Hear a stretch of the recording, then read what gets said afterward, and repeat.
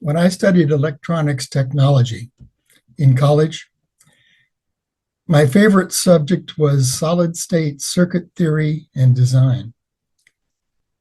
And one of the first things we learned about was something called Ohm's law. The word Om here isn't the sacred Hindu sound or mantra, such as in Om Mani Padma Hum, although it's spelled the same.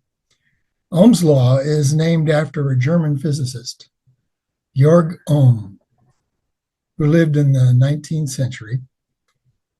And his law is expressed in the simple formula V equals IR, which is voltage equals current times resistance. I hadn't thought about this equation for many years, but it came to me again during a sitting period last January's session. I was tired, I was sore, and I was hoping the bell would ring soon. And the thought came to me, why am I doing this? It's a valid question, and one which Joko recommended that we look at on occasion, although not to find an answer, but to consider our intentions and our expectations. But for me, oddly enough, what popped into my mind was Ohm's law, but it took on a different meaning from that of circuit theory. So to relate this to our practice, we can think of voltage as a kind of pressure. It is everything that affects us in our life. In my instance, it was being tired, sore, and wanting the period to end so I could stand up. Wanting and not wanting, liking and not liking, pain, sadness, fear, are among what we might call internal pressures. Having an angry boss, losing our wallet, or getting a flat tire on the way to an appointment are what we might call external pressures. There really is no difference between internal and external, but we tend to see things in this way. The universe presents us with all kinds of voltages, which Buddhism refers to as causes and conditions. They can sometimes be very subtle and hardly noticed, and yet have a profound effect on us. Current can be thought of as the flow of our life. This is how we experience and respond or react to what the universe presents to us, the causes and conditions, the pressures that arise throughout our life. I gave a talk to the San Diego Zen Center group yesterday, and in that talk, I related a story that applies here. It's about the monk who once asked Joshu about consciousness. Joshu's reply was, a ball tossed on rushing water. The monk wasn't satisfied and asked Toshi what Joshu had meant. And Toshi said, moment to moment, non-stop flow.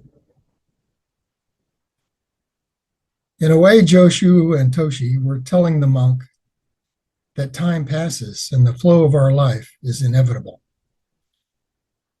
Their advice was not to try and grasp or control it, but to experience and embrace it, like that ball on the rushing water. In an electric circuit, a resistor restricts the passage of the current. It hinders the flow, and in doing so, dissipates energy, usually in the form of heat. In our practice, when we create resistance to experiencing our life as it is, our energy is dissipated as the heat of greed, anger, and delusion, what we call the three poisons. And our reaction can be attachment or aversion.